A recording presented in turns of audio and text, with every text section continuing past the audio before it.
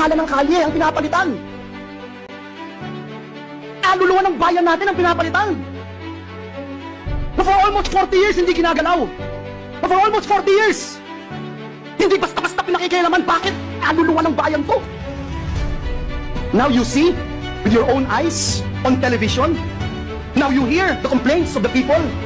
And I will use and borrow the words of Senator Bato de la Rosa, yung mga nagdarakot, yung mga naghihikahos, mga nangangailangan ng tulong, nangangailangan ng ayuda ng gobyerno, umaasa sa tulong ng gobyerno, pagsasamantalahan natin, para lamang ma-extend ang termino natin, para lamang ma-abolish ang Senado. Mr. President, kung gusto ng taong bayang i-abolish ang Senado, I don't mind.